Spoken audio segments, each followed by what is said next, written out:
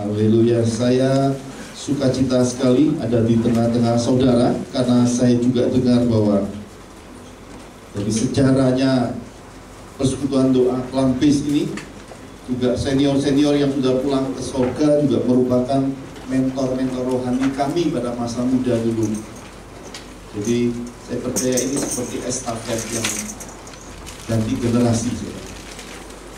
Mari bersama-sama kita lihat satu ayat firman Tuhan lebih dulu di dalam Roma pasal 12 ayat yang kedua. Roma pasal 12 ayat yang kedua, kita baca bersama-sama. 1, 2, 3.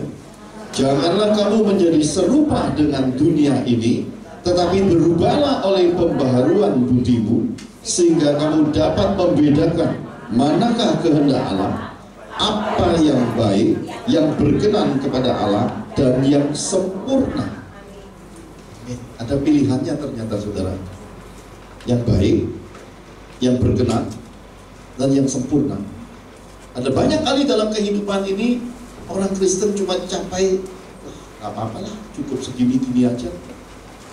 Ada banyak orang Kristen kompromi terhadap dosa.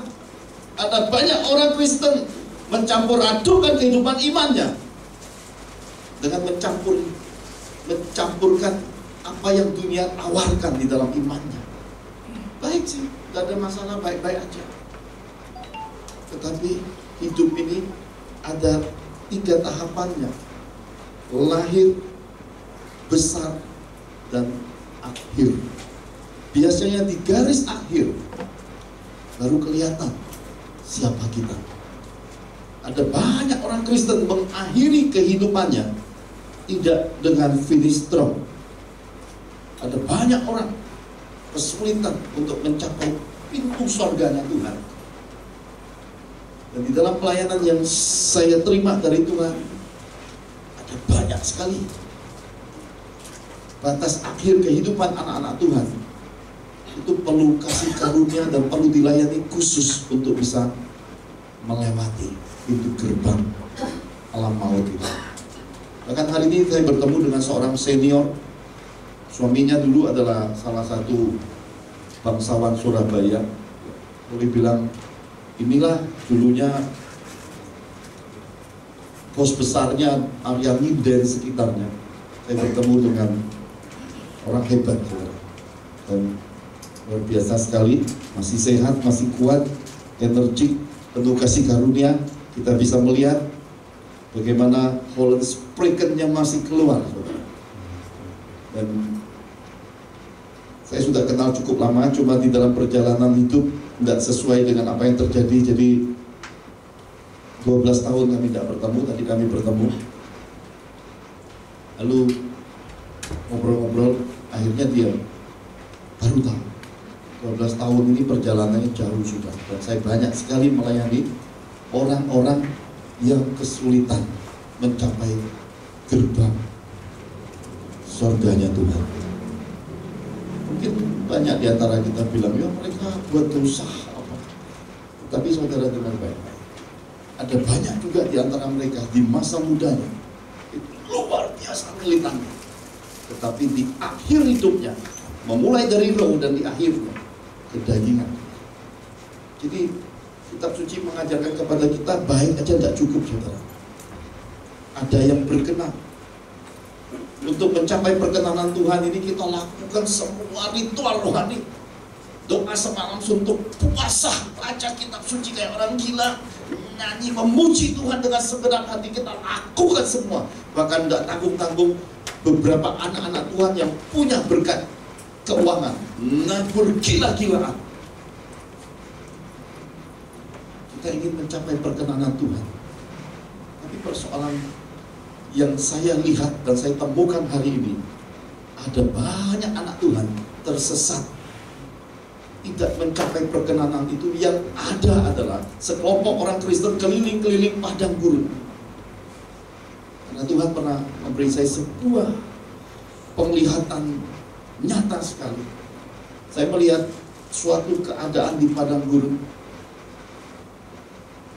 Rombongan orang Kristen itu melompok-melompok, kelompok-kelompok di padang gurun, dan saya hadir dalam dimensi roh di situ. Satu kelompok berkata, di sana ada Yesus. Lari kelompok ini. Yang lain, men, lari. Saya sendiri di padang gurun, saya tidak dapat. Tidak berapa lama kemudian mereka balik lagi. Kelompok yang sana bilang, di sana ada Yesus. Mereka lari lagi. Yang ini lari lagi. Dan yang paling belakang tergopoh-gopoh demi untuk mengejar perkenanan Yesus ini. Tidak lama kemudian mereka balik lagi. Mereka bilang, di sana ada Yesus. Mereka lari lagi. 3 kali penglihatan itu saja. Sampai saya tunggu, tidak ada yang balik lagi.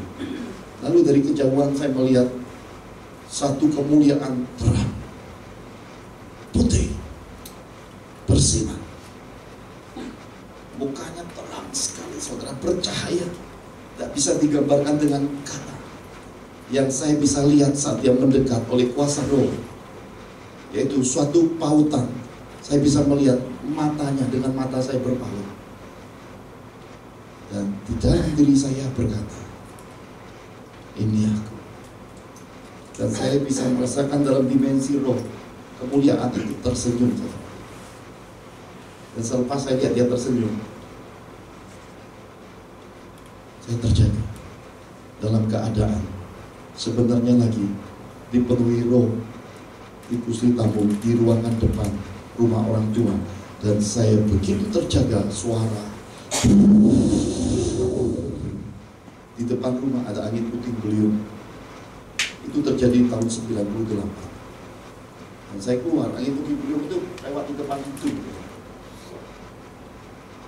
Apa yang saya lihat? Rumah itu merupakan rumah dinas. Rata-rata bangunan atasnya dibangun dari asbes. Jadi saya melihat asbes terbang,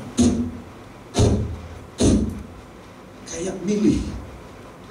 Ada yang terbang, ada yang enggak, terus terbang lagi, ada yang enggak, kayak milih gitu. Angin itu bisa milih nerbangin atap. Lalu Tuhan berkata, coba kau lihat baik. Jadi saya datang, saya amati rumah si A ini waktu kerusuhan, anaknya ikut penjara. Atapnya habis. Rumah si B ini, ketika anaknya ikut ngambil, ibu dan bapaknya membuangnya di jalan dan berkata, haram semua ini, jangan sentuh, dosa. Atapnya amin. Jadi saya melihat hal yang luar biasa hari itu. Sementara yang rumah orang tua saya, jangankan bicara menjara, saat itu bicara aman aja sudah puji Tuhan. Tuhan itu tahu siapa milik kesayangannya. Oleh karena itu saudara, untuk mencapai perkenanan Tuhan, jangan pakai kekuatan manusia dan jangan niru-niru. Ada banyak orang Kristen, isinya lahiriah untuk mencapai perkenanan Tuhan, isinya kekuatan manusiawinya tanpa ada hubungan pribadi dengan Tuhan. Maka akhirnya diberi satu tingkatan yang disebut dengan yang sempurna. Tuhan Yesus perintahkan yang terakhir ini, hendaklah kamu sempurna seperti Bapakmu yang ada di surga sempurna. Bisa tidak kita sempurna? Pertanyaannya hari ini, bisa tidak kita sempurna? Dan saya sering tanya, saya tanya sama banyak anak Tuhan, kalau kamu mati hari ini, masuk surga enggak? Saudara, kalau saudara hari ini duduk tiba-tiba selesai pertanyaannya, masuk surga enggak? Dari mana saudara tahu bisa masuk surga?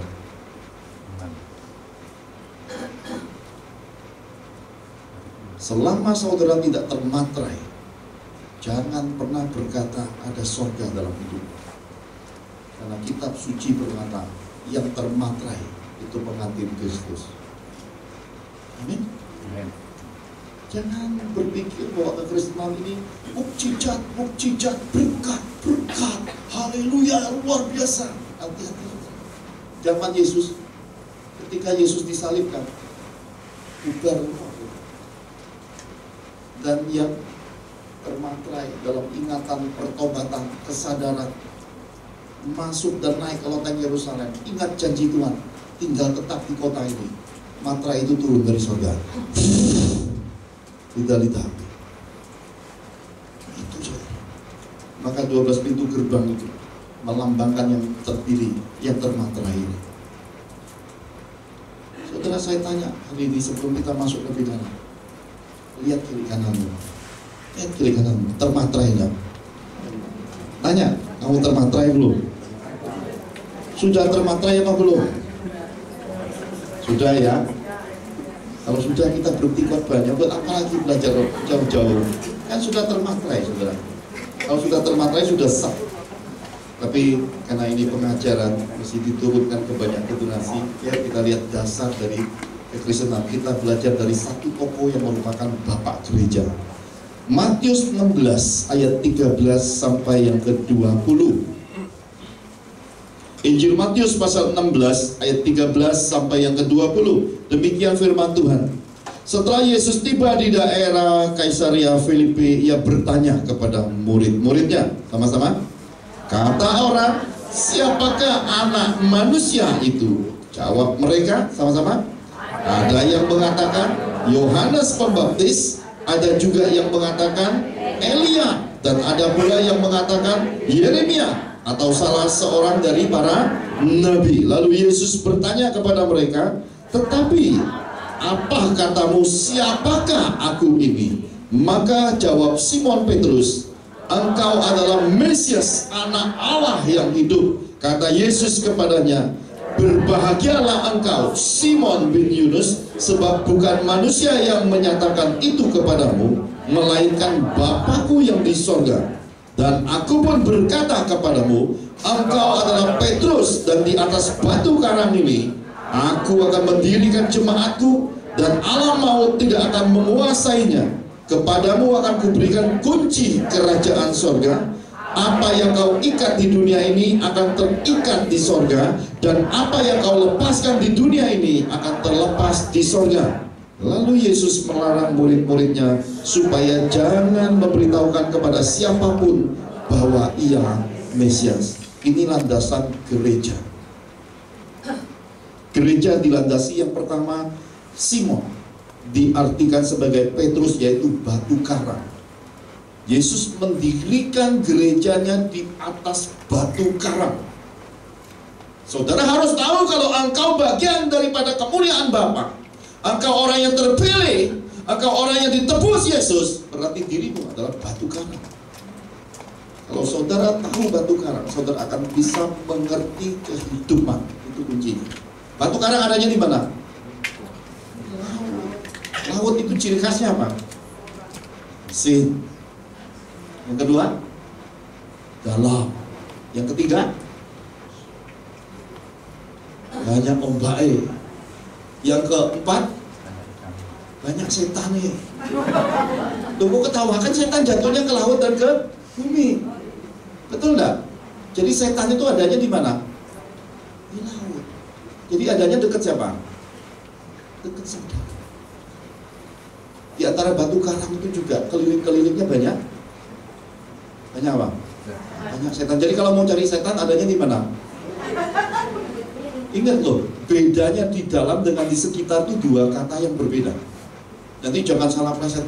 Kata pendeta pertama putra Yohan, orang Kristen ini banyak setan. Hati-hati loh. Jangan ini loh. Ojo salah tafsir loh. Di sekitar dengan di dalam itu beda. Kalau sekitar itu adalah di luar kita. Kalau di dalam itu roh Tuhan. Ombaknya laut itu bisa diatur gak? Bisa enggak saudara? Ya bisa ya. Kenapa enggak bisa? Karena sudah diatur Tuhan. Bukannya angin punya siapa? Saudara buang angin bisa atur enggak? Ini lagi sunyi senyap begini, tiba-tiba angin ini mau keluar, diatur enggak? Bisa diumpet ya. Ditahan-tahan tapi bunyi juga akhirnya.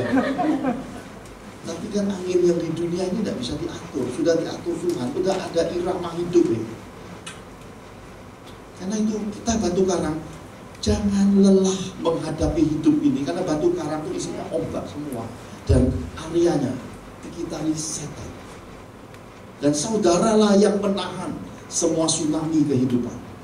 Kalau tidak ada batu karang, habis kehidupan di daratan.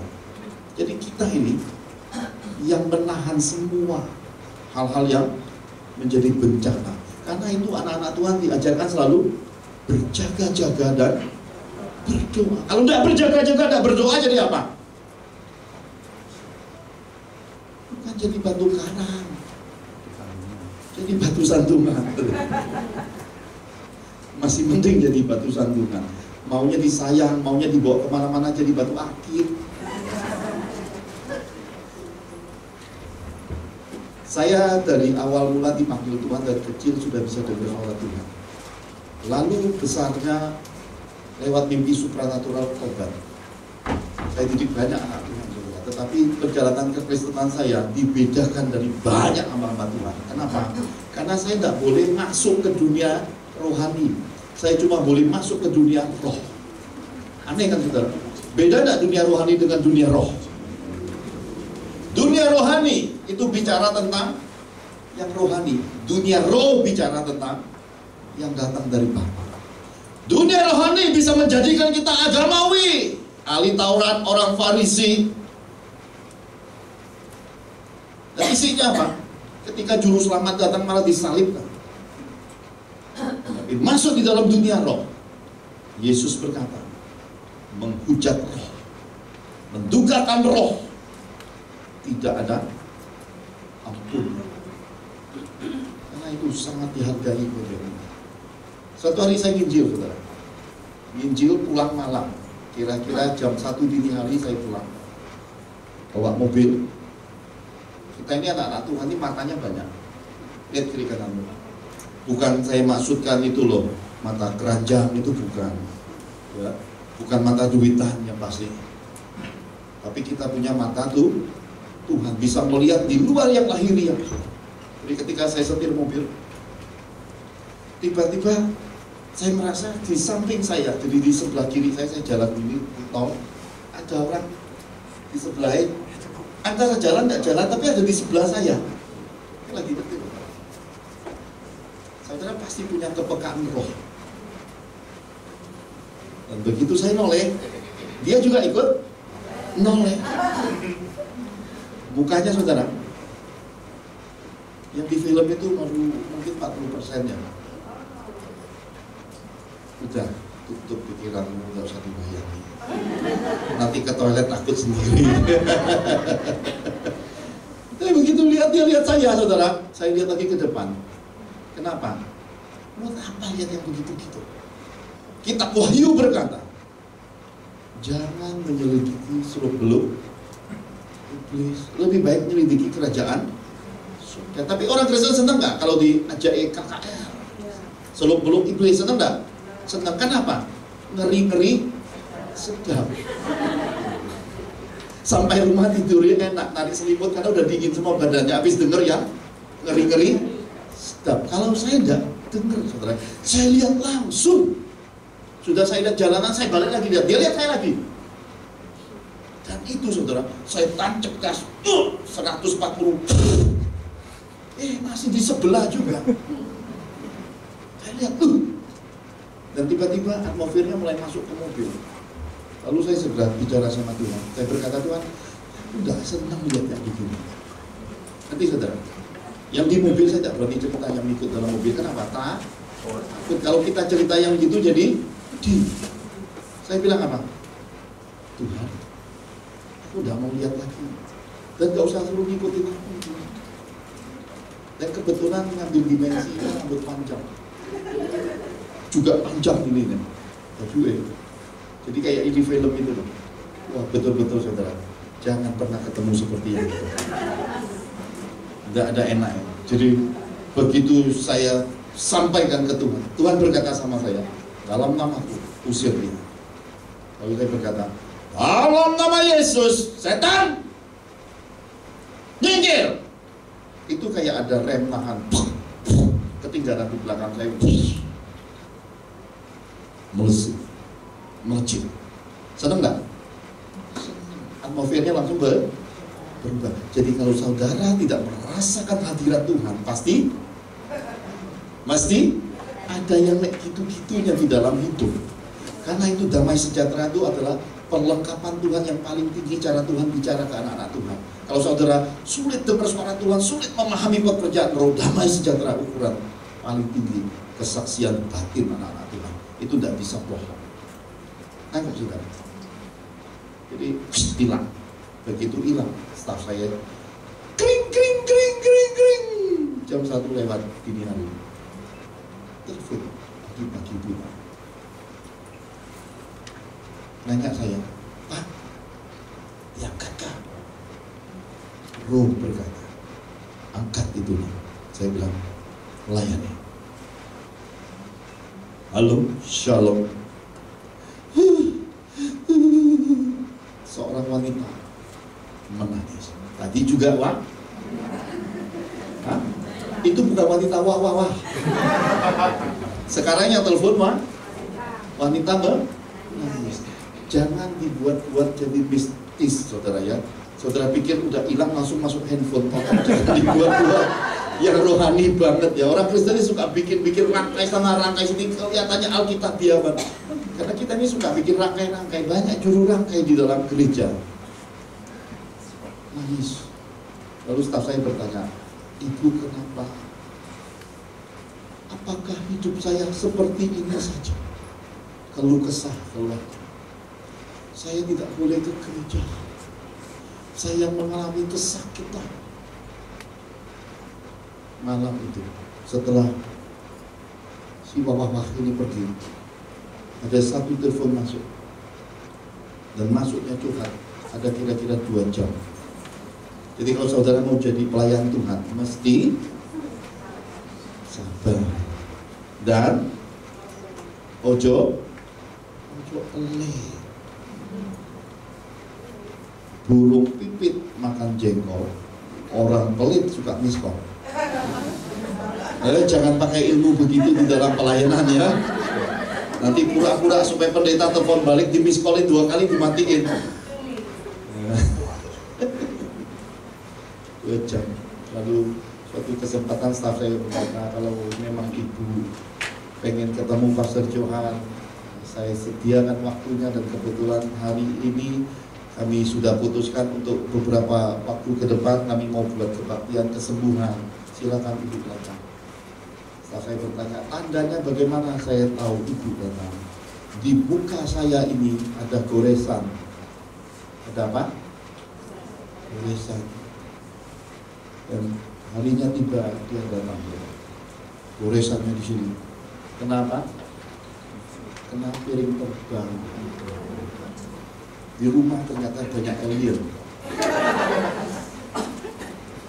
terbang, sobek.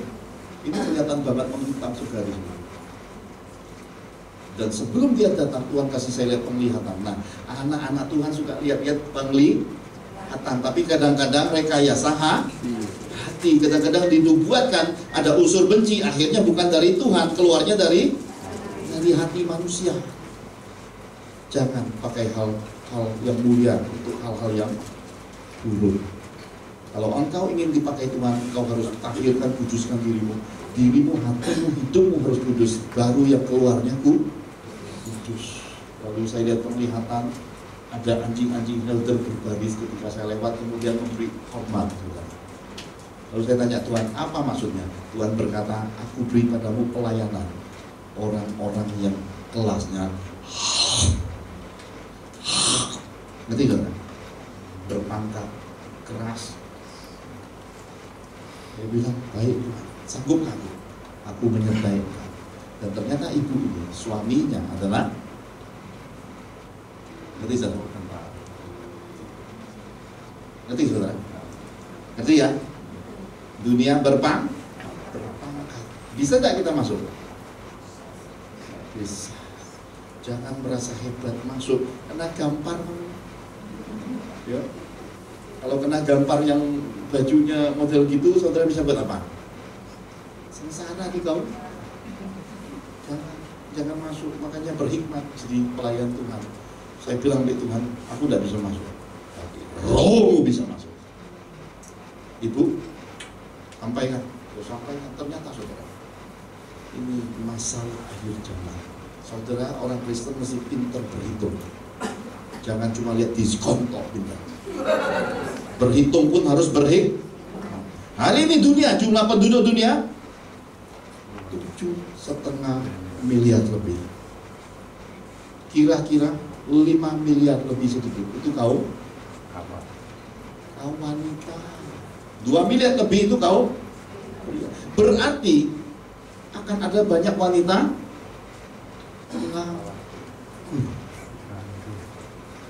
kalau kebelet jatuh cinta, kebelet kawin, tidak ketemu pasangan, maka suami orang pun disikat. Maka di akhir zaman Tuhan Yesus berkata, kawin mengawinkan itu dosa. Maka kalau punya suami, meskipun itu produk akhir yang saudara bilang parah ini, jaga baik-baik. Saudara tidak mau satu langkah diambil orang, saudara. Di luar sana banyak yang lagi nunggu. Apalagi yang sudah punya sayap yang selalu muji Tuhan itu loh. Jaga baik-baik, saudara. Bukan saudara lagi yang digandeng, saudara harus gandeng balik. Karena hari ini yang pria itu lebih langka. Yang 2 miliar lebih ini sudah ganti kelamin lagi, turun lagi jumlahnya. Sadar gak saudara? Makanya pria-pria jangan jual murah. Akhir zaman pria itu berharga. Makanya kalau udah dikasih Tuhan suami, jagain baik. Kalau saudara belum dapat pasangan, mau cari calon suami, juga jangan sembarang. Minimal ketemu, pinjem KTP dulu, lihat statusnya. Ya, mesti lihat. Dan sudah dapat KTP pun mesti periksa. Jangan nih KTP nembak. Sudah kawin 7 kali, jangan-jangan. Periksa. Amin. Sudah rapi urusan surat, juga mesti periksa bagian tersembunyi. Jangan-jangan ketemunya yang melambai. Buat apa ditaruh di dalam hidup? Apa saudara kurang lembut sampai pilih yang sama? Lihat kiri kananmu, katakan, ujuk gitu. Ngerti ya saudara ya? Jadi ketika dia konseling saudara, saya itu di dalam hati kerasnya hidup ini Tuhan. Tangisan air matanya keluar. Dan saya setiap kali terima konseling anak-anak Tuhan, itu saya mesti bawa ke hadapan Tuhan, langsung mesti ketemu muka. Karena itu saya tidak mau mentoring siapapun dalam hidup ini. Jadi jangan pernah ada orang Kristen bilang, Pak tolong aku. Saya beritahu saudara, yang ngantri minta saya jadi mentor itu yang punya bank, yang punya kapal, yang udah tidak terhitung. Dan saya hamba Tuhan yang nggak milih begitu-begitu, dan saya nggak tertarik begitu. Kalau bukan perintah Tuhan, nggak usah. Apalagi saudara nyogok bawa rujak cingur, bawa apa, tidak mempan saudara ya. Tidak mempan, yang dari luar negeri bawa pun tidak mempan. Kenapa? Karena saya tahu kalau saya mentoring seseorang, berat saya mesti jagain. Dan saya mesti korbankan semua untuk orang itu jadi. Jadi saya adalah orang-orang yang mau ngikut Tuhan itu tidak main-main. Jadi begitu sampai ke tangan saya sampaikan di hadapan Tuhan. Tuhan ngomong sama saya, maumu bagaimana nak? Ditanya balik ke saya sama Tuhan. Enak gak saudara? Enak dong? Saya cuma bilang sama Tuhan gini, engkau kan yang kirim ke aku gara-gara yang ada wawah-wawah lewat itu tak? Tuhan bilang, betul. Engkau yang kasih lihat aku kan, header-header itu. Betul. Engkau tanya pada hambamu mau apa? Hambamu mau kembali ke kitab suci. Biarkan mereka pulih dan biarkan mereka hidup bahagia lagi. Enak gak ketemu kayak Pak Johan? Selamat saudara. Tidak akan ada perceraian ketemu hamba Tuhan kayak saya. Besok saya ada layani juga di kota ini yang tinggal 1 langkah lagi cerai. Besok tidak kenal saya minta ketemu. Mesti selamat. Apa yang terjadi? Saya bilang sama Tuhan, turunkan firman-Mu padaku, maka ku sampaikan dan kerjakan firman itu. Jadi, dan saya terima kuasanya. Di dalam satu sesi doa saya tumpangkan tangan. Lalu saya berkata, hai ibu, apa maumu? Saya balik ke dia, Tuhan ngomong. Saya balik. Saya pengen saya kembali, Pak Johan. Bukankah suamimu ada di rumah? Bukan orangnya, Pak. Bukan hanya orangnya, Pak, cintanya juga, Pak. Kamu sungguh-sungguh mau? Sungguh-sungguh cinta? Iya, Pak. Siap kamu terima harganya? Bagaimana, Pak? Orang Kristen kalau tanya harga konsekuensi, tanya bagaimana, Pak? Kalau berkat langsung yes, amin. Kalau tanya konsekuensi harga, bagaimana, Pak? Yang lagi sedih juga tahu loh bagian-bagian harga konsekuensi. Lalu saya ngomong, Tuhan punya cara, sanggup kamu lewati. Suami sakit, tapi tobat. Habis itu gimana, Pak? Kamu mau gak dulu sakit? Kalau dari Tuhan boleh deh, Pak. Ya sudah, nanti udah sakit baru urusan kedua.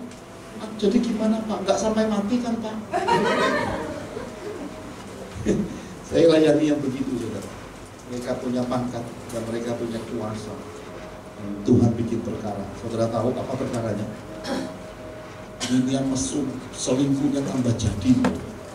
Nanti sebelum pemulihan segala sesuatu akan luar biasa tambah jahat. Itu tanda. Sekejap digebuk itu sakit. Begitu sakit langsung ditinggalkan sama cem-cemannya. Dia punya cem-ceman, ya. Kalau cem-ceman itu yang setia, kalau cem-ceman itu yang setia. Dan saya tahu akhir zaman ini persoalan utama dalam kehidupan orang berkeluarga. Banyak cem-ceman di mana-mana. Ketemu saya aja kalau yang punya gitu. Kita selesaikan dengan seksama. Amin. Dan begitu sakit, sakit. Istrinya datang. Sudah terjadi, Pak Johan. Saya tanya, jadi apa? Suamiku sakit, Pak. Ini wanita sedih betul. Terus mau apa? Sembuhkan, Pak. Nanti kalau sembuh selingkuh lagi, ya sekalian sembuh jangan selingkuh, Pak. Pinter juga ya saudaranya, ngerti juga yang baik-baik. Saya bilang, baik, sini, buka tanganmu. Saya nggak mau pergi ketemu yang gitu-gitu. Bukan karena apa? Karena saya nggak mau Tuhan perintahin jangan. Buka, tumpah. Lihat, minyak ini turun. Tes, minyak itu turun. Terus pulang, taruh di mana yang sakit. Bisa, Pak. Kamu percaya sama Tuhan Yesus? Percaya? Pulang. Yang ngomong terang-terang. Saya ketemu Pak Johan. Akhirnya dia kenali saya sama suami itu. Siapa itu Pak Johan? Pendeta yang bilang kamu akan sakit dan ternyata kamu sakit. Hanya satu yang bisa tolong kamu. Tobat. Dia tanya, bayang itu. Yang nangis-nangis, yang kelemer-kelemer jadi nabi ya. Kenapa? Minyak Tuhan mengalir. Mau tobat gak kamu, Pak? Itu mengakui bukan orang biasa. Mau tobat gak kamu, Pak?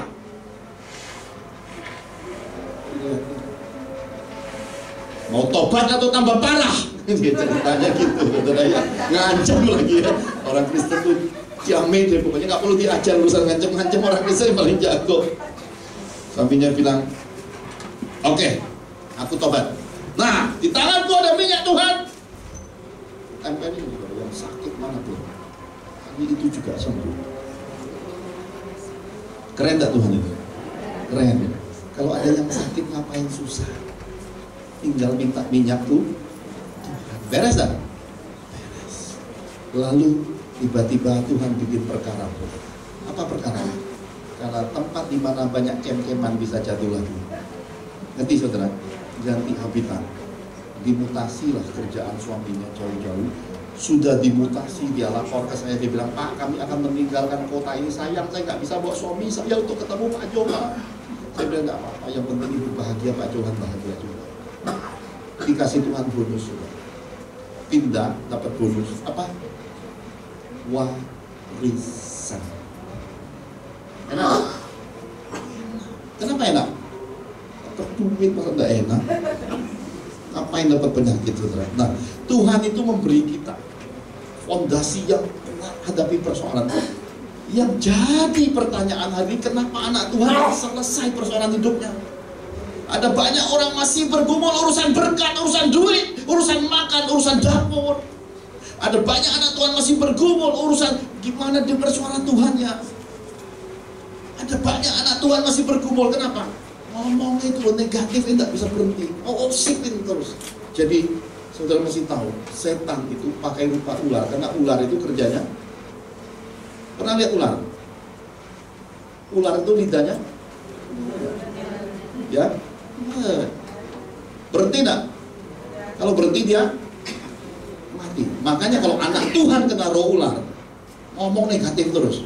Kalau enggak tobat, mati. Hari ini jangan lagi ada satu pun di antara kita nyebarin yang negatif, ngomongin yang negatif. Berhenti di kamu. Supaya apa? Jangan mati. Itu di antara kita. Di kota ini, saya pernah diajak makan seafood. Kalau nggak salah namanya perahu apa layar? Apa namanya? Tahu sih. Urusan makan pinter bener ibu. Layar ya. Tapi kok nggak ada layarnya di sana. Tapi di sana banyak kepiting. Saya diajak makan. Habis ngisi KKR, lawatan Tuhan hebat. Saya sudah bilang kalau saya habis doain orang jangan ajak makan yang enak-enak. Saya tidak bisa makan karena roh saya butuhnya tempat sunyi, datang ke Tuhan untuk menerima pengurapan. Jadi kalau saya habis doain orang jangan ajak makan enak-enak, nyari waktu senggang dulu ajak makan enak. Tapi itu niat sekali. Pesannya Pak Johan, ya pesan. Saya sudah bilang, jangan pesan banyak-banyak. Tidak apa-apa. Buat hamba Tuhan tidak apa-apa. Wih, saudara, 2-3 meja penuh. Saya belum makan, dia udah kenyang dulu. Kepiting, ikan bakar, cumi-cumi 3 macam, wih penuh.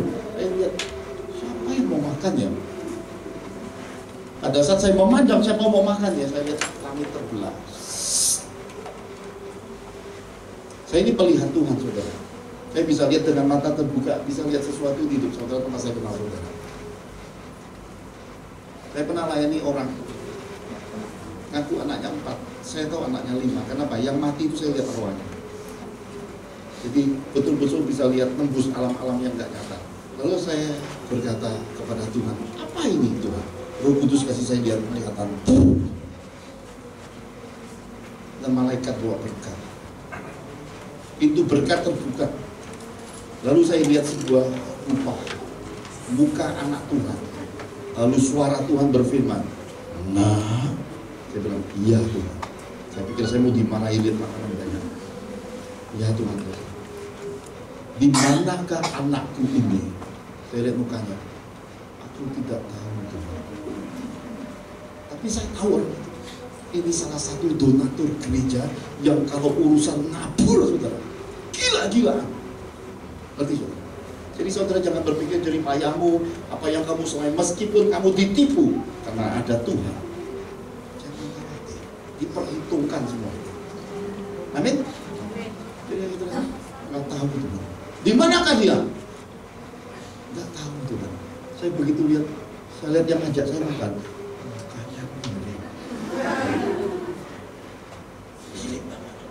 Lalu saya bilang, Tuhan, jangan. Yang di depanku kok mukanya miring di kota ini. Ini kisah nyata, ada kesaksian dari saya nggak berani pakis. Saya takut saya dikejar se Surabaya. Nanti saudara, bolehkah berkatmu itu nanti yang untuk sana terpisah lagi, yang ini dulu kau berkati Tuhan? Boleh, kata Tuhan. Jadi saudara, pada saat Tuhan bilang boleh, yang ngajak saya makan bilang, ayo Pak Johan silakan pimpin doa. Itu saatnya. Ketika orang-orang diurapi Tuhan berdoa, itu saatnya. Jangan lari saat itu. Karena saya berkata, di dalam sunyi senyapnya, dalam nama Yesus, ini semua berkat masuk hidupnya. Langsung katakan, masuk dalam hidupnya. Katakan, amin. Saudara tahu, saya nggak ketemu beberapa waktu, 1-2 tahun. Tiba-tiba orang yang biasa-biasa Lihat kiri kanan. Puji Tuhan kalau ada orang biasa. Mungkin hari ini waktunya. Amin. Punya kesaksian. Sejak saya makan sama Pak Johan itu, tidak berapa lama kerjaanku tiap hari duit masuk, Pak. Dikasih lihat duit masuk, Pak. Sampai hari ini beberapa tahun, Pak. Ini ketemu Pak Johan, saya mau cerita begitu lama. Saya rekam video kesaksian. Jadi saudara, bukan masuknya kencering-kencering loh. Itu masuknya tiba-tiba beli yang namanya Fortuner baru. Pak, mampir Pak. Ngapain? Lihat rumah saya, Pak. Baru beli rumah beberapa miliar, Pak. Tiba-tiba, Pak, anak sekolah ke luar negeri, Pak. Jadi saudara, lalu suatu hari dia berkata, aku mau cari Pak Johan. Istrinya bilang, kenapa? Aku mau tanya Pak Johan, ini jodoh anakku apa bukan? Memang saya ini biru jodoh ya, bukan kan saudara? Jadi saya lagi ngetik sebuah buku di sebuah gunung mereka retreat. Saya bilang, sorry ya, saya datang hanya sebagai tamu istimewa, tidak melayani. Saya datang untuk keperluan Tuhan dan saya diberi kamar khusus. Kita jam berapa ya? Bebas ya? Ini nggak berhenti sambung. Nanti kan saya datang lagi bulan Mei, bulan Desember, sambung aja nanti. Apa terus? Terus ya. Jadi saya dikasih kamar istimewa. Saya ngetik buku, ada beberapa lembar sudah selesai, nyepi karena kalau lagi ngerjain gitu tuh penerapannya kesedot. Saudara tahu yang terjadi?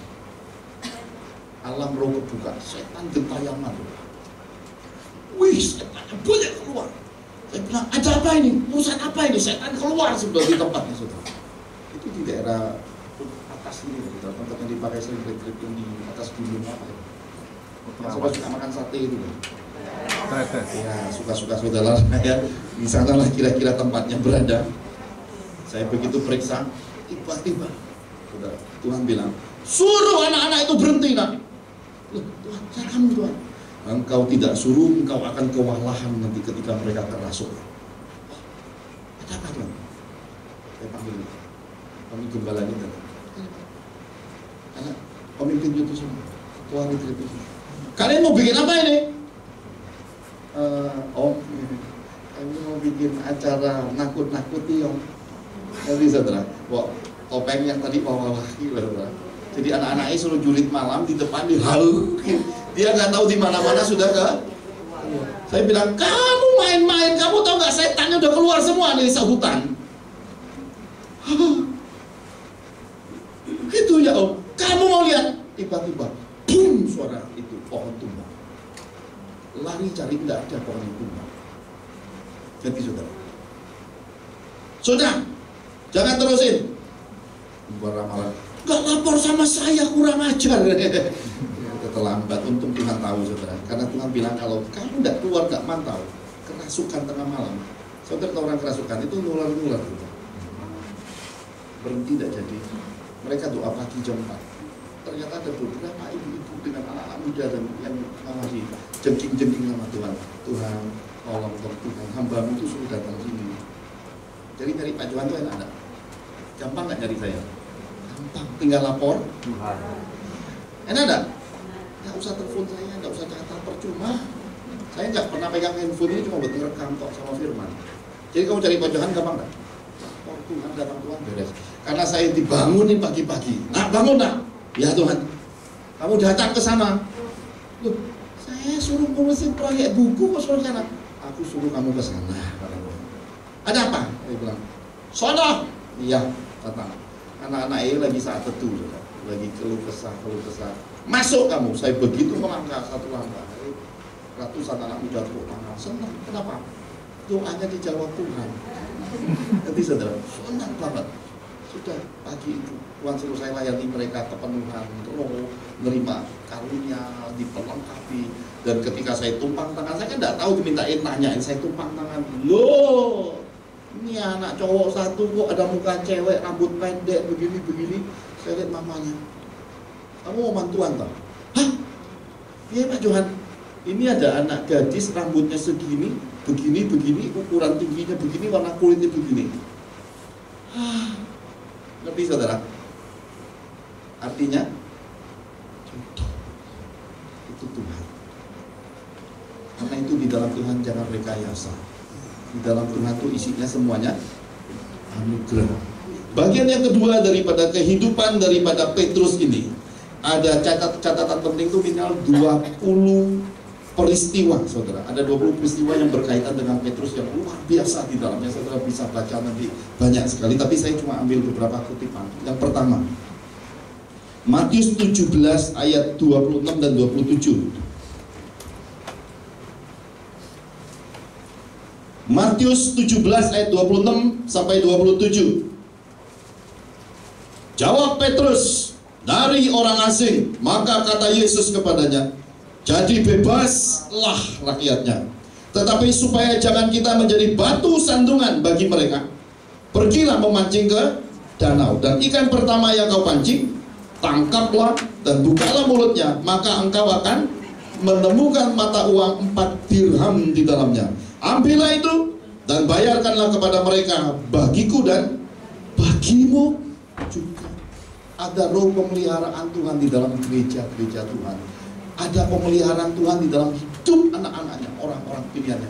Karena itu jangan khawatir. Cukup makan, cukup minum, cukup pakai, cukup. Jangan saudara pernah berpikir bahwa hidup ini isinya duit. Lama-lama mata duitan. Makanya banyak orang Kristen kalau tidak berkiblat ke surga, ke Roh Kudus, lama-lama matanya sendu, senang duit. Pendeta yang punya urapan berkat disenduin terus. Ngerti saudara? Percaya Tuhan, tidak usah mikir apa-apa, percaya aja. Kalau percaya sama Tuhan, hidup ini luar biasa. Amen. Anak bungsu saya, Pak, beli motor, Pak.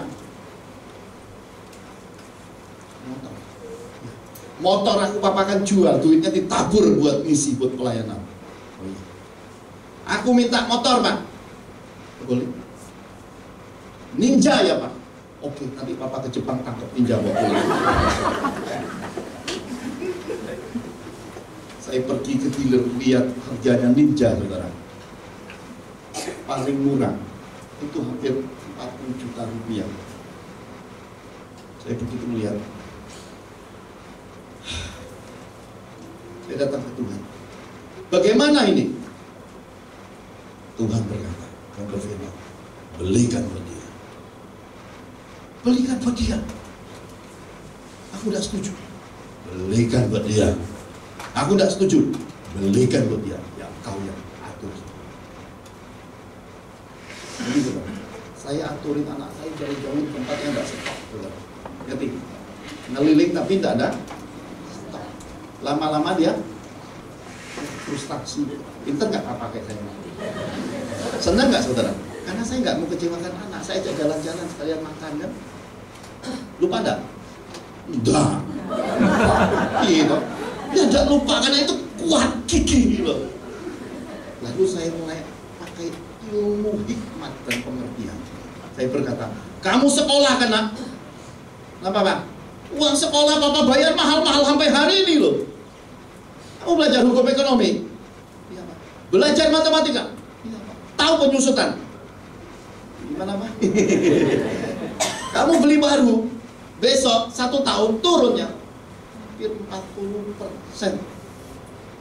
Rugi apa enggak? Enggak Pak. Lu kok enggak? Ngerti saudara? Saya datang ke Tuhan lagi. Tuhan, bagaimana ini? Belikan dia. Anak saya ini. Orang lain tidak suka. Jadi saudara, anak muda sekarang milenial. Tidak ngerti anak muda. Tidak ngerti jiwa muda, darah muda. Kalau lagu itu terkenalkan, darah muda. Darah para remaja. Bikin bapak pusing kepala. Ya saudara. Jadi saudara. Saya bilang sama Tuhan, bagaimana ini? Duit aku udah pegang lagi. Habis semua, habis nabur. Tuhan bilang, belikan. Engkau belikan bagaimana caranya? Aku beri uang seberapa, itu dia beli seberapa. Jadi tiba-tiba saya ketemu banyak relasi saudara beda agama lain. Pak Johan, ya, kalau saya boleh nasihatkan, jangan beli motor buat anak. Emang kenapa? Anakku jatuh berat, perbaikannya Pak 10 juta. Sudah jatuh diperbaiki, dia bilang sama saya, Bapak, ya beli yang lebih bagus ya. Tahu nggak jawaban bapaknya? Kamu mati aja. Itu ngomong ke saya, loh kenapa? Karena waktu itu begal maka. Kalau makin bagus makin mudah begal. Maka dia bilang kamu mati sekalian. Sayang anak. Pak Johan kan sayang anak. Saya bilang sayang anak, tapi saya nggak jual balon. Sayang anak, sayang anak, sayang. Itu masuk nggak bisa. Saya pergi ke bengkel. Pak Johan, saya akan beli motor buat anaknya. Tetangga rumahku loh Pak, anak satu-satunya orang sugih, orang kayanya minta ampun Pak, habis naik motor jatuh lumpuh Pak. Saya ditakuti banyak. Tapi Tuhan suruh beli, sengsara hatiku. Siapa yang mau dengar suara Tuhan hari ini? Masih siap konsekuensi itu. Banyak diberi, banyak dituntut. Tuhan. Akhirnya saya ada sebuah pembicaraan khusus sama Tuhan. Tuhan berkata, nah itu kamu nonton. Pas ada keluar film itu loh, yang animasi itu loh saudara. Ada Captain America naik motor ya. Dia bilang motornya klasik. Saya bilang anak saya, itu motor bagus ya Pak. Kuno Pak. Kuno keren tapi nak lihat tuh Pak. Lihat tuh Pak. Pak kuno. Nanti saudara. Tapi kalau saya sudah ngomong, saya doakan berubah semua. Kenapa? Yang lewat di depan dia motornya itu semua. Pulang sekolah, jalan sama saya, ya, lagi dicuci sama Tuhan, melihat lama-lama senang. Makanya orang hamil kalau jalan kemana malah seakan sebetulnya lagi apa yang kamu mau itu tercipta dari apa yang kamu lihat. Akhirnya sudah hadir sama Tuhan, saya bilang gini, nak papa setuju sekarang. Karena Tuhan sudah sama papa putus sama-sama. Apa yang kamu terima dari Tuhan, kamu beli dari situ. Benar ya Pak? Deal. Anak dengan bapak selamat. Saudara, satu hari di rumah saya datang perempuan kena santet. Pernah lihat orang disantet belum? Itu bengkak di mana-mana saudara. Bengkak merah semua. Datang ke rumah saya. Untung lagi nggak musim virus corona. Ngerti saudara? Saya begitu lihat, kenapa tuh Bu? Gak tahu saya Pak. Dokter tidak saya nyembuhin. Aduh takut saya Pak. Saya aja takut apalagi dokter Pak. Loh kamu ke rumah pendeta. Ya Pak Johan ngerti yang gini-gini kan. Nah, beberapa minggu sebelumnya Tuhan suruh saya beli yang namanya salep gatel. Saya bilang siapa yang bakal gatel tuh Tuhan? Kamu beli aja. Saya itu orangnya taat, tak ngerti pun saya beli. Ya saya beli. Saya begitu lihat gitu. Saya suruh staff saya pergi ambil salep. Saya begitu lihat, saya kena santet, ya kita beresin, sembahyang, saya angkat salamnya, Tuhan, makanya udah jangan terlalu doktrinasi, jangan agamawi banget, dikit-dikit ini dikit. Tuhan pakai semua media hidup kita, sing penting hubungan tuh dengan Tuhan. Kalau kamu nggak mau nyembah, dia nggak pakai kambing domba, dia pakai batu. Karena itu saudara, jangan terlalu cepat. Ya, sempit pikiran cara melihat Tuhan. Tuhan bisa pakai semua cara. Ngerti? Jangan batasi diri. Ya, ayo. Karena ini perempuan saya angkat, jadi saya pegang anak perempuan saya, terus tetap olesi ke mereka tangannya, lepas pengharapan mereka yang lebih. Saya cuma numpang tangan di kepala. Santai, setan, lalu langsung lepas. Senang nggak? Senang nggak saudara? Habis disantet aja ada sukacita. Saudara sukacita nggak? Sukacita nggak? Selesai. Udah Bu? Anak di rumah itu ada 3. 2 anak saya, 1 anak staf. Gitu. Yang ditanya, si bungsu piye kabarnya Pak? Lagi bikin sakit kepala. Loh kenapa Pak? mintain ninja. Jangan Pak, nanti pacaran, ngebut lagi Pak. Jangan Pak. Setuju saya. Amin Pak ya. Shalom, shalom. Buka pintu, dia keluar. Kalau tutup itu gerbang. Biasanya nggak ada. Ada. Ya.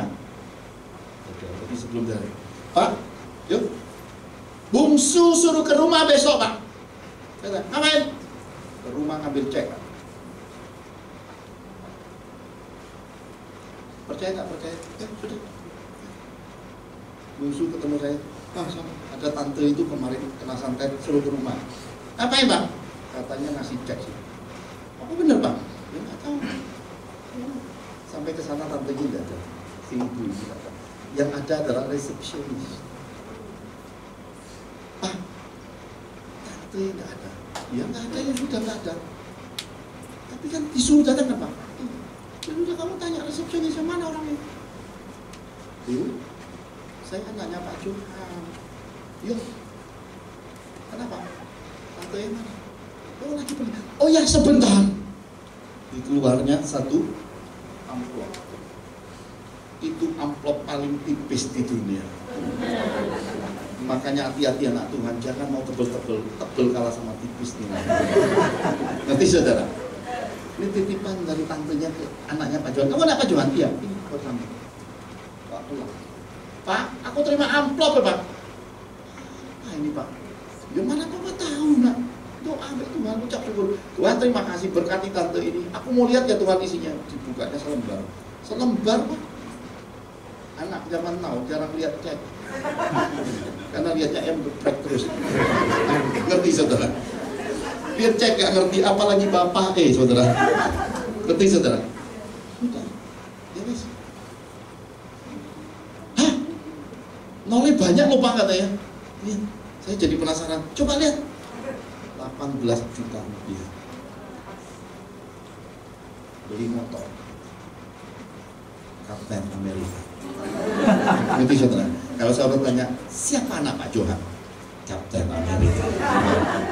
Anak saya lebih ganteng dari saya saudara. Kenapa? Percampuran. Ada kasih karunia-nya, lahirnya nyampur, rambutnya eagle, suaranya ngebas karena ada darah Medan ya, kulitnya putih ya.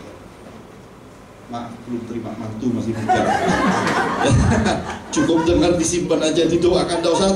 Pak gimana, gak usah saudara, nyampein nanya gitu. Karena saya gak mudah pilih-pilih gitu, karena Tuhan udah tetepin saudara. Jadi saudara gak usah nanti nyogok-nyogok, bawa rujak cingur, gak usah ya. Karena itu udah jodohnya saudara, gak usah. Nah, ayo lihat bagian yang kedua. Saya bagiin dikit saudara, nanti ceklah Petrus banyak keistimewaannya. Kisah Para Rasul 2 ayat 41 dan 42. Orang-orang yang menerima perkataannya itu memberi diri dibaptis, dan pada hari itu jumlah mereka bertambah. Sama-sama? Kira-kira 3.000 jiwa. Mereka bertekun dalam pengajaran rasul-rasul dan dalam persekutuan, dan mereka selalu berkumpul untuk memecahkan roti dan berdoa. Saudara lihat, ketika gereja diperlengkapi dengan Roh Tuhan, tadinya nyangkal, tadinya selengean, jalan di atas air kena sama angin sedikit langsung hilang imannya, tenggelam, dipegang Yesus, diselamatin lagi. Nyangkal Tuhan. Lihat ketika Roh Tuhan memenuhi dia, sekali khotbah menang berapa jiwa? Keren gak? Orang Kristen baru keren kalau ada roh. Orang Kristen kalau tidak ada rohnya, itu orang agamawi. Dari mana tahu saudara punya rohnya atau tidak? Dari kehidupan sehari-hari. Orang yang punya roh Tuhan itu pasti punya kasih. Orang punya roh Tuhan pasti punya kemurahan, pasti punya kebaikan, pasti punya kesetiaan, pasti punya penguasaan diri. Dia pasti jaga hidupnya, bukan untuk orang lain, tapi untuk generasi keturunannya. Dia takut nanti generasi keturunannya terkutuk, maka dia jaga hidupnya, dan dia ingin selalu mencapai kesempurnaan. Saudara, Saya ingin beritahukan saudara, orang yang disebut setia adalah ketika di depannya tersedia, dia tidak ambil. Jadi saya dipakai Tuhan di semua sisi rohani, kesembuhan banyak, mukjizat banyak, nubuatan. Saudara bisa cek 22 Mei 2019, siapa yang muncul untuk menyelamatkan bangsa, saudara bisa cek, yang pasti bukan Pak Jokowi. Itu Tuhan, mesti saudara ya. Meskipun pakai saya tidak boleh ngaku itu, karena itu pasti Tuhan. Kalau saya takut juga mencekam saat itu soalnya. Jadi saudara, semua hamba-hamba teman-teman saya lagi ngumpet ke luar negeri semua, saya yang diberi kesempatan untuk tidak bisa kemana-mana. Bukan nggak mau kemana-mana, karena memang nggak bisa kemana-mana. Tuhan bilang, rela kan kau nggak? Rela. Siap mati buat aku? Enggak. Saya takut karena anak saya itu masih kecil. Siap mati enggak? Enggak. Engkau mengasihi aku. Jadi kesombongan dengan kasih dua hal yang berbeda. Kalau bilang, aku siap mati untuk engkau, aku siap bela engkau, terus ngangkal sesudah kesombongan itu. Ya, tapi kalau ditanya, apakah engkau value dengan aku? Apakah engkau agape dengan aku? Itu yang membuat seorang terus hancur hati. Saya melayani sebuah hal yang istimewa di dalam hidup saya ketika saya datang ke sebuah tempat undangan, saudara. Karena saya pernah membangkitkan orang mati, kita cerita di sisi lainnya. Saya potong di bagian sini. Sesudah suaminya sembuh dari kematian, tulangnya ngambung semua sembuh, bosnya tanya, kok bisa sembuh suami? Ada hamba Allah. Siapa namanya? Orang yang nggak mau disebut namanya. Bisa nggak saya ketemu? Saya coba tanya, karena orang ini tidak mudah untuk datang. Pak, bos saya mau ketemu Pak. Kota Pak? Nggak tahu. Katanya pengen ketemu Bapak aja. Kapan? Bapak kapanpun dia siapkan waktu. Sudah, saya ngatur waktunya. Jadi saya cari waktu yang paling senggang sekali. Karena mau ketemu Tuhan harus bayar hal. Gak mau ketemu hamba-hamba Tuhan yang diurapi, saudara harus belajar bayar harga. Datang, ya begitu datang. Saudara, orang ini sebenarnya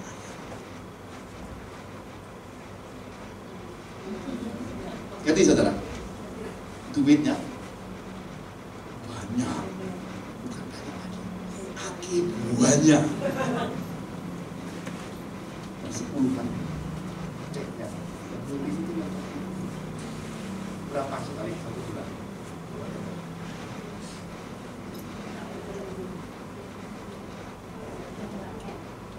Ember. Nanti saudara, gajinya yang miris aja berapa? Kenapa enggak? Ketemu Pak Johan enak apa enggak? Kenapa? Dia sudah lihat yang tinggi-tinggi yang enggak karuan. Dia lihat saya itu tidak atas bawah. Ya saya dari mana kemari gitu. Biar enggak ketemu mata, saudara ya. Saya dari atas bawah, saudara. Kalau saudara kita tapi jangan terlalu banyak ya. Tapi saudara, atau pendeta itu bersama kemari ya. Sedikit tenang, lihatnya saya sempat tidak jangan lihat diri terus saudara ya. Panas di depan sini. Saya jadi gerah juga meskipun diurapi, saya tidak tahan juga digituin saudara. Saya bilang Tuhan aku pulang aja deh. Tiba-tiba dari itu.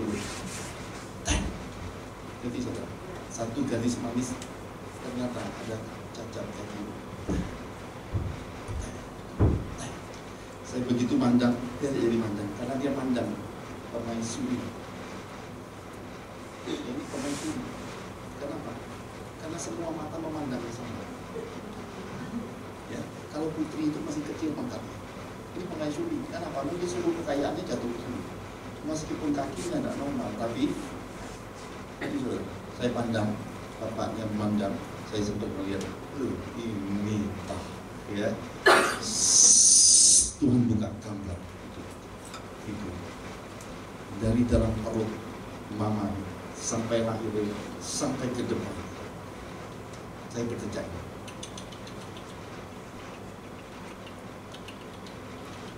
Begitu, nggak sadar kenapa ini. Bapaknya, kenapa Pak Johan?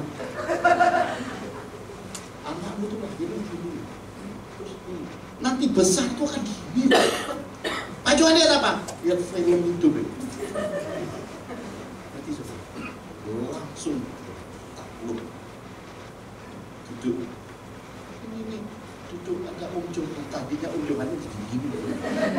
Sekarang duduk deket omnya aja. Bayangin pernah suami duduk dekat saya.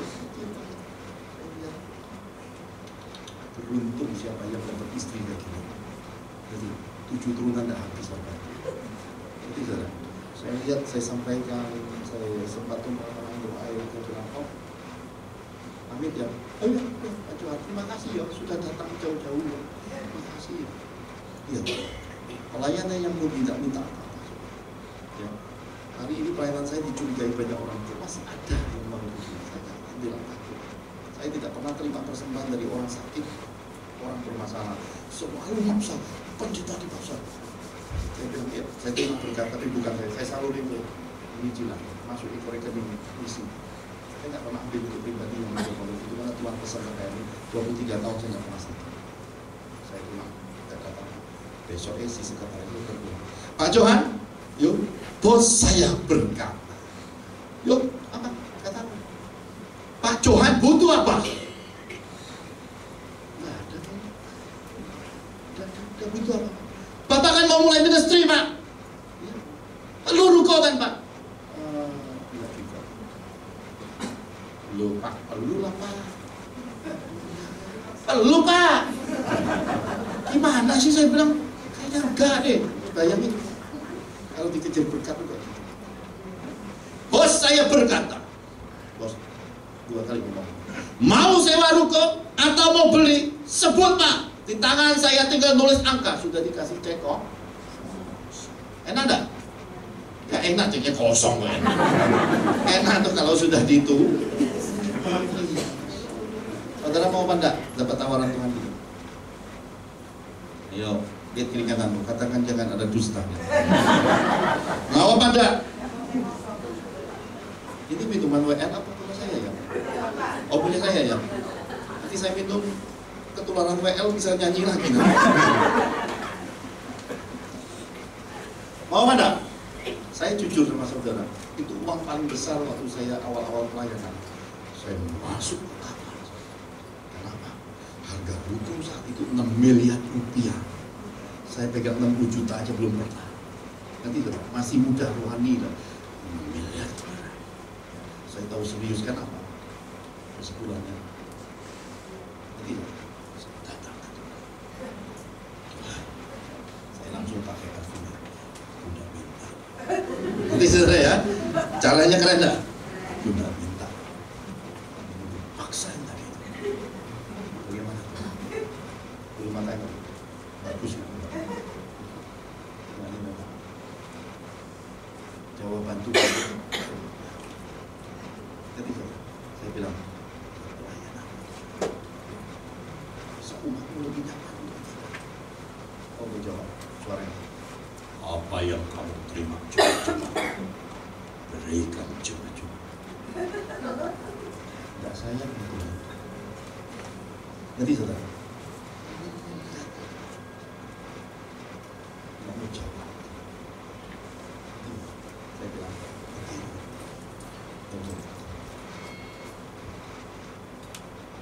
Bu,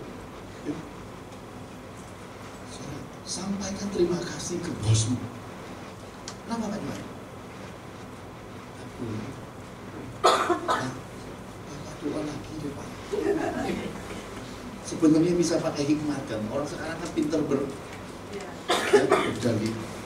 Terima dulu deh Pak, nanti kalau tanya Tuhan bisa nggak?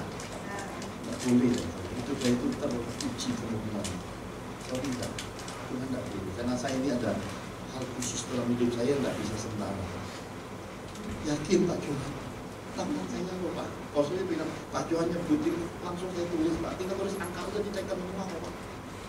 Enggak, jangan. Neraka bukan. Jangan.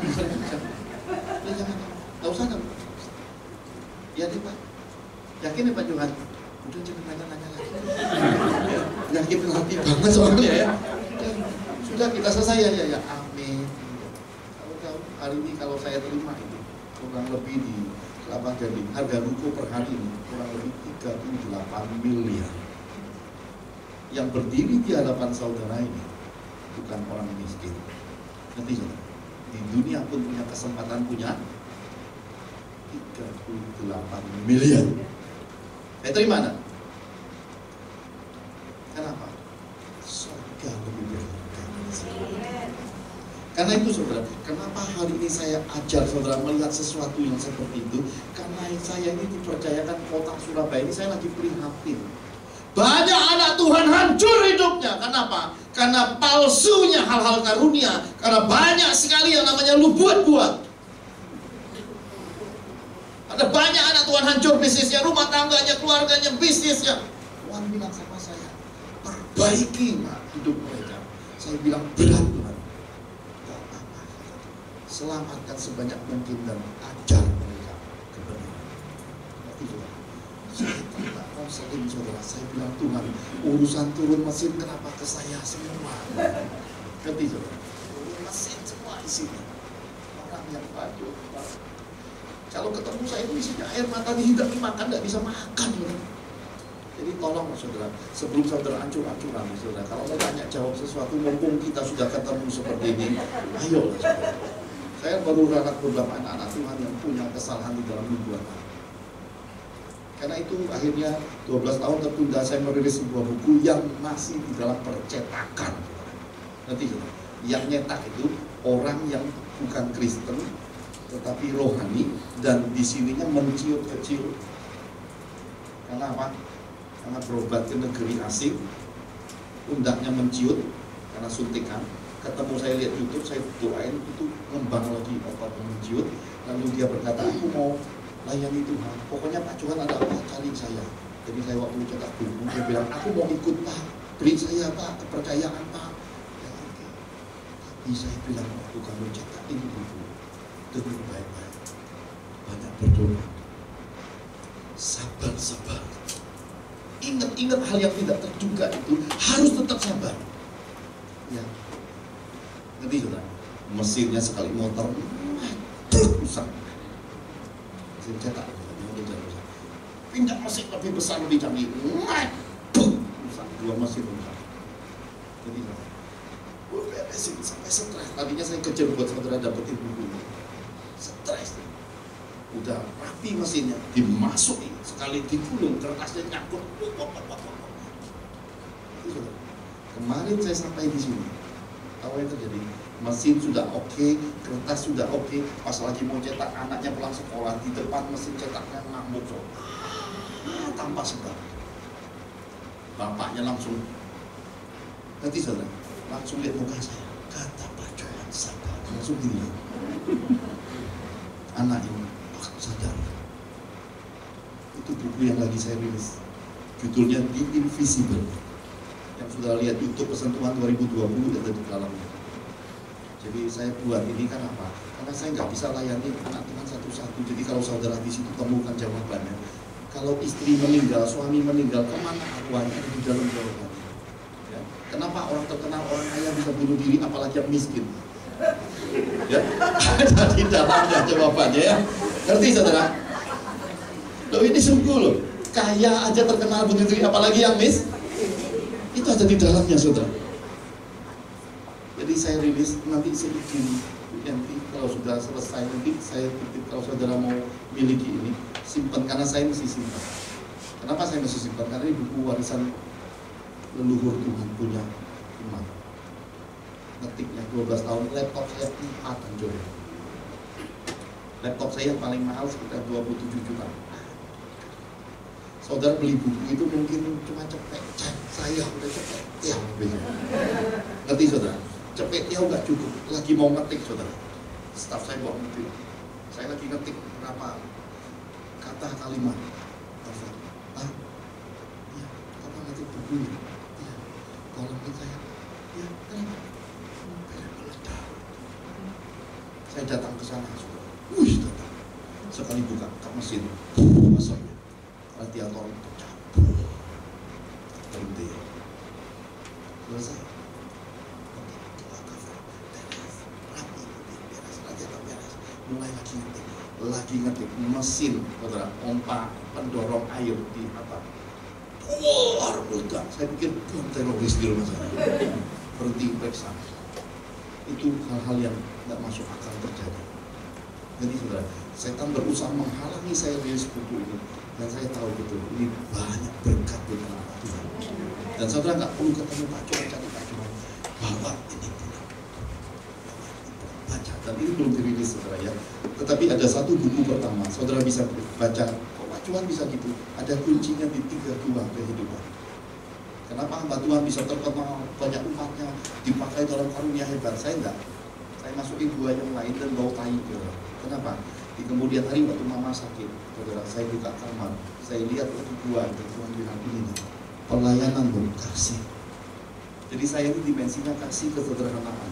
Meskipun di dalamnya supranaturalnya luar biasa, tetap saudara akan ketemu saya orang yang sederhana. Kenapa? Karena jalan-jalannya harus seperti itu. Saya tidak akan eksotik seperti banyak rekan-rekan saya, dan tidak akan tampil-tampil itu, tidak ada di saya. Tidak ada sama sekali. Ya.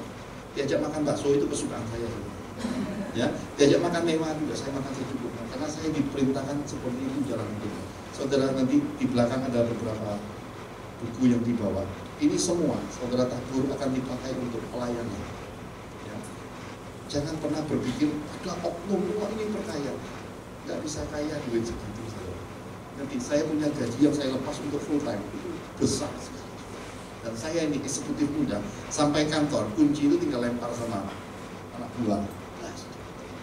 Bos mau sarapan apa? Enggak ada. Panggil, jadi, iya Pak, ada peluang. Oh cek Pak, tanda tangan cek. Anak buah, udah, beres, udah. Saya udah pergi kemana? Nanti. Hidup saya seperti itu ketika Tuhan tahu saya di sekolah. Gak pernah kekurangan dan selalu diberkati, selalu menang dalam kontes-kontes. Saya pamit 8 kali, bos saya baru nyerah untuk saya full time. Saya panggil, janganlah perusahaan itu kamu, nanti kalau udah ada pengganti berhenti. Oke Pak ya, 2 bulan ya, 2 bulan saya datang lagi, Pak udah ada pengganti, janganlah masih berhenti. 8 kali itu. Bos saya itu salah satunya yang punya hasrat abadi Toyotanya di wilayah timur, perusahaan banyak. Dan setiap kali sekarang pemberkataan showroom dealer saya ini undang khusus. Kenapa? Rekam jejak. Hamba Tuhan harus punya rekam jejak yang jelas. Terus punya rekam jejak yang jelas. Kalau ada hamba Tuhan menyembunyikan bobot bibit bebeknya, rekam jejaknya dipertanyakan. Jadi kalau saya enggak, saya apa adanya. Jadi maka kitab suci menuliskan ketika Yesus berkata, nyala kak iblis, Petrus tidak undur, tapi tetap rendah. Maka bisa jadi bapak gereja. Dan yang paling penting yang terakhir di sini saudara, saya tunjukkan satu kalimat, saudara boleh catat. Ada satu kata namanya quo vadis domai. Pernah dengar kata ini? Quo vadis domai. Hendak kemana Tuhan? Ketika Petrus sudah punya gereja dan jemaat di Roma, Kaisar Nero ngamuk. Jemaat berkata, pergi aja, jangan hadapi bencana maut. Saudara tahu, Petrus itu pergi, jalan. Di tengah jalan dia ketemu seseorang, saudara. Disinilah percakapan. Oh, vadis domai. Dia bertanya, Tuhan hendak kemana? Tahu lihatnya? Yang ini berkata, aku akan disalibkan. Aku memberi diri untuk disalibkan 2 kali. Aku datang untuk mengayomi jemaat. Ketika orang Kristen harus menderita, dia lari. Ketika orang Kristen diproses harusnya jadi miskin, menderita, tapi itu proses untuk pembentukan karakter, dia malah pinjam uang kemana-mana. Itu bukan kufadis domai. Dan kufadis domai itu menerima antara Tuhan. Apa yang dibuat Petrus? Dia merasa sedih. Karena dia pernah nyangkal waktu Yesus disalibkan. Maka Tuhan berkata, aku mau disalibkan kedua kali. Maka Petrus balik arah, menyerahkan diri. Dan waktu mau disalibkan, dia minta salibnya terbalik. Karena dia berkata, aku tidak layak. Adakah anak Tuhan punya hati seperti itu kepada Yesus. Saudara tidak usah mikir, usah ini kelihatan duit lagi. Itu kan membuatan hati itu yang terpenting. Bisa tidak hatimu lebih kaya dari semua duit di dunia ini? Bisa tidak lepaskan semua yang namanya keegoan itu demi untuk kasih pada Tuhan? Ketika mama sakit dan ketika saya diberi proses, adik-adik saya tidak peduli, saya nanggung dan saya batuk selama berapa waktu. Orangnya dipakai di kesembuhan batuk pun tidak bisa sembuh. Kalau udah batuk matanya keluar kayak mau copot. Stres bisa bikin batuk, bukan virus corona. Ngerti saudara? Saudara tidak usah takut dengan virus corona. Dari dulu kita sudah minum itu, bir mereknya corona, mobil Toyota mereknya corona. Kita sudah pakai zaman dulu dan tidak ada satu corona pun yang sanggup mengalahkan kita. Ngerti saudara? Salah pilih itu virus sebenarnya. Namanya itu salah. Ngerti saudara? Maka ketika itu COVID ditemai, jadi balik gereja. Saudara melihat kasih sama Tuhan ini. Kemuliaan Tuhan, kesembuhan, berkat, masa depan. Yang paling penting hari ini adalah memperbaiki fondasi iman. Itu lebih utama. Saya ini melayani orang, saudara. Dari titik karyawan, hari ini mereka punya kekayaan sampai bangsa-bangsa. Punya farm kiwi, punya alpukat, punya perkebunan, punya yang namanya peternakan sapi. Sapinya itu gede-gede, kalau pencet susunya banyak. Terus dikasih lihat di video-videonya. Dari orang yang isinya firman Tuhan. Ada banyak anak Tuhan, hatinya belum siap mau kaya. Jangan. Kayain hati dulu, baru kaya yang lain. Cintai Tuhan dulu, kenali Tuhan dulu sebelum yang lain. Amin. Buat apa saudara punya dunia ini tapi tidak punya Tuhan? Amin. Nangkep gak hari ini? Nangkep gak hatinya kasihnya Tuhan? Dan ketika Tuhan berfirman saya, nah, roh kebangkitanku ada padamu, kamu boleh bangkitkan orang mati. Gara-gara ada satu kasus khusus, nanti ingatin saya kalau saya ada satu kali pelayanan di sini, kisahkan hatinya Samuel. Saya nggak mau bangkitin orang mati, tapi ketika istri saya meninggal dunia, saya tidak kasih yang namanya suntikan. Untuk apa?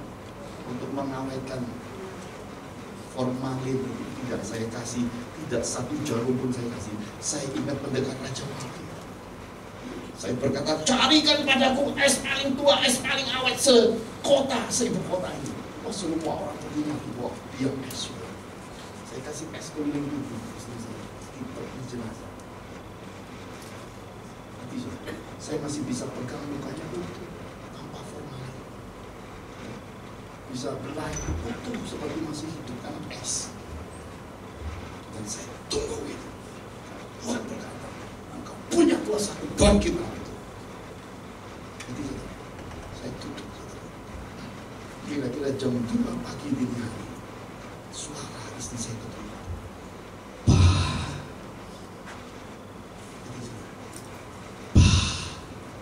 Saya keluar dari ruangan dan dia lari kembali ke masa. Saya lihat istri saya berkata, iya Ma. Roh Tuhan berkata, lihat Ma. Saya lihat ke atas. Istri saya tahu dia ngomong,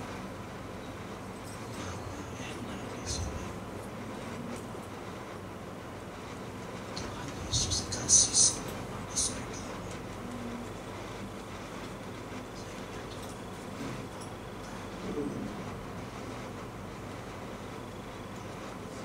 Kita masih kecil. Sama ini surga yang mama dulu minta sama papa. Istri saya 9 tahun pendeta kawin sama saya 9 tahun, saya tulang tangan milik surga. Matinya di surga. Semuanya saya lihat istri lihat ini. Saya lihat Tuhan. Tuhan lebih penting. Surga kurang penting. Ada banyak anak Tuhan satu kata tiga tujuh. Maka kalau lagi nyembah saudara, nggak bisa orang kita. Kenapa? Tuhan pekat sampai banget. Hidupnya begitu perawan tinggi waktu menikah sama saya. Nanti saking gobloknya saya nih, saudara. Malam pertama saya tanya, kamu kok berdarah ya? Istri saya, iya yang mainnya baru beberapa minggu yang lalu, saking gobloknya anak Tuhan. Ngerti saudara? Kudusan itu adanya di tengah kegoblokan. Kita nggak ngerti itu darah perawan. Kenapa? Goblok. Apa yang goblok bagi dunia itu kesukaan Tuhan. Jadi saya bilang akhirnya, mama kalau sudah sadar, sudah, apa nggak jadi bangkit? Mama tetap di surga di dunia. Apa bertahan? Nah, di situ nanti di buku saudara baca, saya didatangi sosok 100% mirip istri saya. Ini mesti ngajari saudara dunia roh. Nanti buku itu dibaca setelah akan dipersiapkan untuk masa itu. Karena saya belajar dari 36 hamba Tuhan. Ayu Sakcipto, Bapak Pendeta Petrus Agung itu guru saya semua. Tidak ada yang mau persiapkan hari kematian. Buku ini nanti saudara memiliki bekal hidup dan keluargamu yang mengalami itu kalau di dalam pengalaman itu. Setelah itu Tuhan berkata, kuduskan hidup 7 tahun. Tak boleh menyentuh cinta, tak boleh ngomong soal perkawinan. Fokuskan untuk apa? Tidak menikah sampai hari 4 tahun keterlaluan. Duren. Saudara dapat di mana? Ikut ibadah, nangis terus ketawa, nangis terus ketawa. Ada Tuhan di sini. Lihat tuh yang ketawa tuh air mata, lihat matanya, coba lihat kiri kanan. Di mana? Cuma ada di hadirat Tuhan. Amin. Ini pengurapan sudah lama hilang di dalam gereja. Karena gereja sebentar lihat telepon, sebentar lihat jam pulang. Orang model gitu tidak berharga di mata Tuhan. Yang berharga hilang di sini. Yang diketawakan kenceng banget. Iya. Langsung semalam suntuk ya. Cocok ya Bu ya. Pak Suryanto cocok ya, langsung semalam suntuk. Ini mah pasti melek terus matanya. Karena saya pelayanan di Malaysia, dibuat sebuah ruangan khusus dikasih tenda kiri kanan 600 orang yang datang di Tuhan. Kita bisa lihat Pak Johan demikian manisnya, kelihatan gantengnya. Di Malaysia mereka mesti manjat itu, temennya di bawah lu taruh bahunya naik setengah jam. Intip saya dari jendela-jendela itu demi lihat kegantungannya Pak Johan. Nanti setengah jam kemudian gantian di bawah lo saudara. Malaysia lo saudara. Pada jam 6 jam 3 selesainya jam 2 dini hari. Nanti saudara, lama jam 2 ini kira-kira saya rasa selevel di Malaysia. Orang bisa nangis, bisa ketawa saja. Saya nggak perlu khotbah panjang, nanti soal pesan Tuhan 2020 saudara tabur demi pulang dengar pesan Tuhan langsung lompat sedikit ke kunci pengertian. Saudara akan tahu virus corona sudah dikasih tahu Tuhan terjauh. Ya, nanti belajar juga tentang Abraham. Kok Abraham berani untuk menyembelih Ishak? Jangan bodoh, jangan bodoh. Memang kita nggak diajarkan, tapi di dalam CD 2 keping ada isi 15 pesan Tuhan itu. Tuhan mengajarkan proses seorang Abraham. Abraham itu mengalami kayak Tuhan Yesus baru berapa tahun mau dibunuh. Cuma nggak pernah ditulis di dalam Alkitab secara lengkap. Saya butuh berapa 20 tahun untuk tahu itu. Karena saya tanya Tuhan, akhirnya Tuhan jawab saya lewat apa? Sejarahnya orang Yahudi. Yang saudara enak kan nggak perlu 20 tahun langsung aku beli, bawa pulang dapat semua. Enak ada? Enak? Kita selesai? Selesai? Oke? Selesai? Belum? Siapa yang mau ada sambungan berikutnya? Angkat tinggi-tinggi tangan. Yakin gak mau dinubatin lagi? Yakin gak mau didoain? Mau juga. Sambungnya mau, perbuatannya juga mau. Emang luar biasa umat Tuhan ya. Saudara, saya cuma minta satu sama saudara. Sama Tuhan, jujur aja. Saudara tidak perlu seperti yang lalu-lalu yang sudah membuat saudara capek, lelah. Berhenti sampai titik itu juga. Saya bimbing anak-anak Tuhan dari mulai yang melarat makan perak di tempat sampai yang luar biasa karat-karatnya, berliannya segede-gede. Saya punya cincin dan yang bikin cuma itu ada akhir, ada isi salah. Saya itu suami teladan. Sejak hari pemberkatan cincin kawin saya tidak pernah lepas dari jari saya sampai istri saya meninggal dunia, sampai masuk kuburan. Hari dia masuk kuburan, Tuhan bilang tanggalkan cincin kawinmu, gantungkan di tembok. Saya gantung, saya beli sepasang kalung lagi. Tuhan berkata wariskan kedua anakmu nanti. Waktu mereka mau menikah pecah dan berkati nanti ke mantu. Saya itu suka muterin cincin, maka saya ambil ini cincin murah saya beli di Kalimantan. Kalau saudara mau tukar berlian saya bersedia. Ya, gak usah malu-malu. Pak, aku senang tukar berlian. Ayo. Ya, tidak ada. Ini semua karena saya itu pada waktu tertentu saya bisa puterin cincin, kan apa? Karena itu kebiasaan saya sama Tuhan. Kalau di motor saya suka puterin cincin. Ini nggak ada hubungannya apa-apa. Nggak usah khawatir. Sekali lagi kalau tukar berlian, segera daftar. Yang makin besar itu yang dapat ya.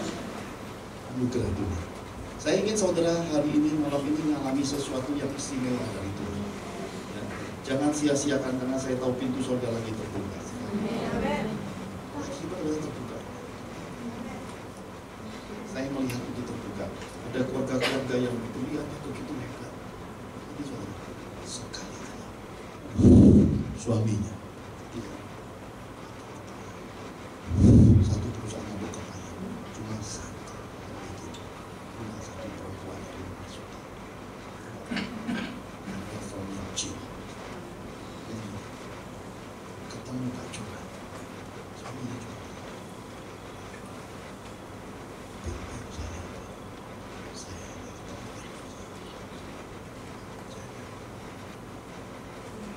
Ini yang punya perusahaan ekspor seafood terbesar di Indonesia.